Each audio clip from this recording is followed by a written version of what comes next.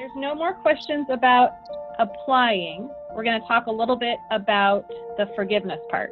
So one of the big draws to this program was that at the end of it, that you would be able to apply for forgiveness and hopefully be able to be forgiven for a majority of the amount that you borrow. The other thing I should have said about the loan is the terms of the loan are 1% interest rate, so very, very, very low. And if you are not able to get it all forgiven, you have 2 years to pay back whatever's left. So as we talk about the forgiveness part, I think churches most likely will get most of it forgiven. Businesses, depending on circumstances, may have some portion of it that they are not able to be forgiven, and churches might have a small amount as well.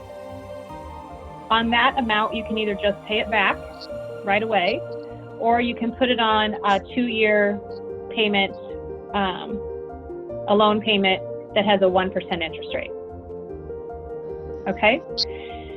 So I was telling Matt and Jackie when I first got on that this is really timely because over the weekend, the SBA issued some additional guidance and the application for forgiveness.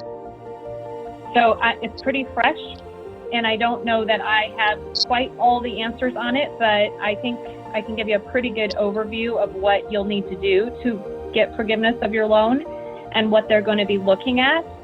So, part of the issue throughout this whole process is we didn't have all the facts. People got loans and then they were asking us, well, how am I going to get forgiven for this? And we were still guessing a little bit. We had a general idea, but without the final guidance from the government, we didn't know for sure.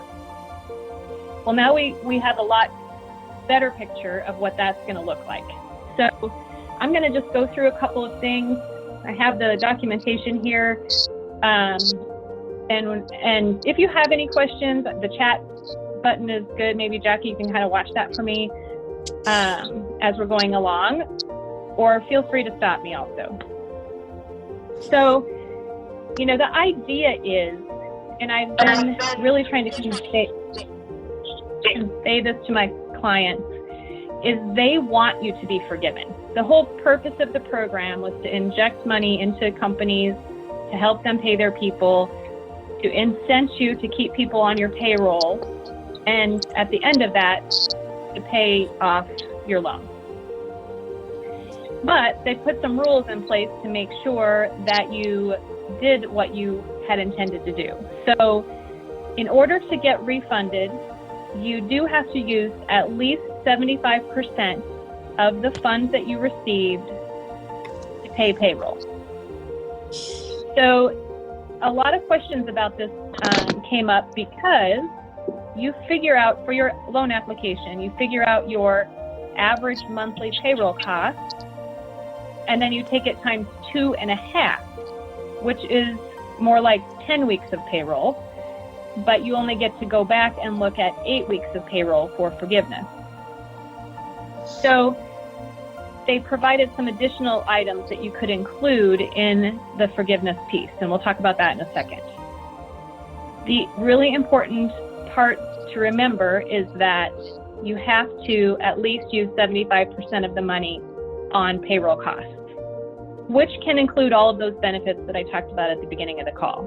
So housing allowance, health insurance, retirement benefits, sick leave counts, any payments that you made under the headline, basically of payroll, can be included in that amount. The other 25% can include non-payroll costs. And the details of non-payroll costs include rent, utilities, mortgage interest. Utilities is rather broad also. You can include, let me get to that here.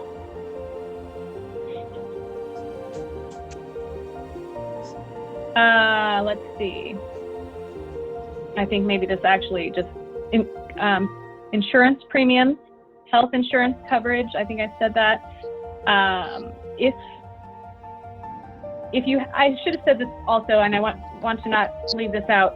If you pay anybody, any of you who have not applied, if you pay anybody as a 1099 employee, those folks cannot be included in your payroll cost.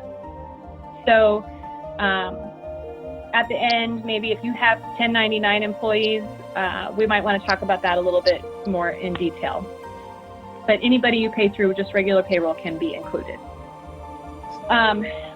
I know that phones can be included as a utility.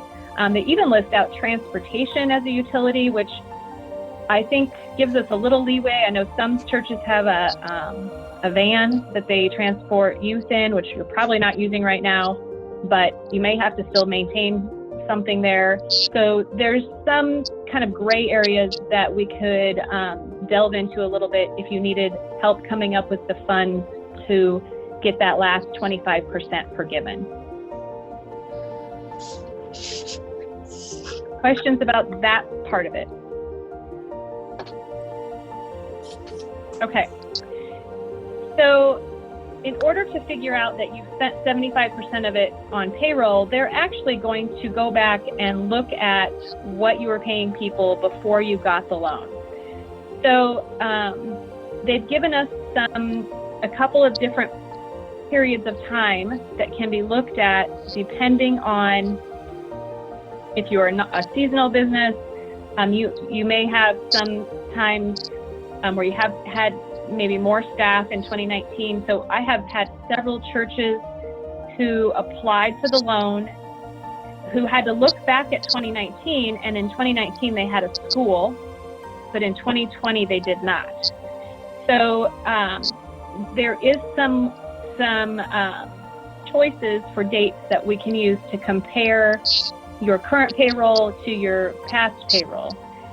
And the application lays it out really nice and clean. It walks you step by step through, here's the worksheet that you're going to use to tell us what your payroll was in 2019. And they're going to also want you to calculate your FTEs in 2019, or the time period that we choose to use, because there's a couple choices. And they want to make sure that you've maintained that same level of payroll as well as that same level of FTEs. If there's a dip, you actually have a window in time that you can fix that, and that's through June 30th. So if you let people go because you couldn't pay them, so your payroll was lower during the time period than it was in the time period they were comparing it to, you can actually rehire those people by June 30th, or not necessarily any people, to fill those spots and still be able to get the forgiveness.